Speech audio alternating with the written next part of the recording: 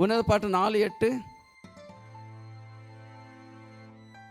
அருமையானவர்களே, இந்த அனுபவம் மணவாளனோடு கூட தனித்திருக்கிற ஒரு அனுபவம் மாத்திரம் அல்லங்க, மணவாளனோடு கூட மேலே இருந்து கீழே பார்க்கிற ஒரு அனுபவமாக இருக்கிறது. அல்லேலூயா. ஏங்க, நம்ம பிரச்சனைகள் ஏன் நமக்கு பெரிதாய் தோன்றுகிறது தெரியுமா? ஒரு கஷ்டம் வந்தால் ஏன் அது பெரிதாய் தோன்றுகிறது தெரியுமா? நம்ம ஒரே நிலைமையில் இருந்து அதை பார்க்குறோம், அதனால தான் அது பெருசாக இருக்குது. அதே காரியத்தை நீங்கள் மேலே இருந்து பார்த்தீங்கன்னு சொன்னால் ஒன்றும் இல்லாமல் தூசியை போல தோன்றுங்க.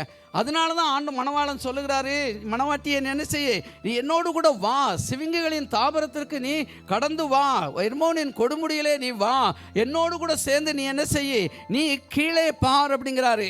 நமக்கு ஒரு வாழ்க்கையில் பிரச்சனை, கஷ்டம், இந்த மாதிரி ஒரு சூழ்நிலைகள் வரும்போது நம்முடைய மனிதனுடைய கண்களிலே அதை பார்க்காதபடி தேவனுடைய தெய்வீக பார்வை நமக்கு உண்டாக வேண்டும் என்று கர்த்தர் விரும்புகிறார்.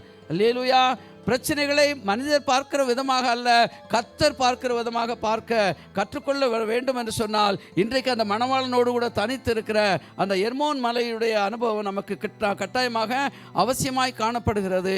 எதையுமே பாருங்கள், பக்கத்தில் வச்சு பார்த்தா பெருசாக தாங்க தெரியும். ஒரு முன்னாடி போகிறீங்க, ஒரு பெரிய மலை இருக்குது, நீங்கள் ஒரு 5 மைல் தூரத்துலேருந்து பார்த்தீங்கன்னு சொன்னால் கையை இப்படி வச்சிங்கன்னா நீங்கள் என்ன செய்யலாம், அந்த மலையவே மறைச்சிடலாங்க. அதே நேரத்தில் நீங்கள் பக்கத்தில் போய் பார்த்தீங்கன்னா அது நமக்கு ரொம்ப பெருசாக தெரியும். இன்றைக்கி நாம் இந்த தவறைத்தான் நாம் பண்ணுகிறோம். பிரச்சனைகளை பக்கத்தில் கொண்டு வந்து அதை பூதாகரப்படுத்தி பார்த்து கொண்டே இருக்கிறதுனால தான் அந்த பிரச்சனைகள் நம்ம விட்டு போகிறதே கிடையாதுங்க. ஆனால் இன்றைக்கி ஆண்டவருடைய கண்களினாலே அதை பார்க்க இன்றைக்கி நாம் பழகிக்கொள்வது ரொம்ப அவசியமாக இருக்கிறது.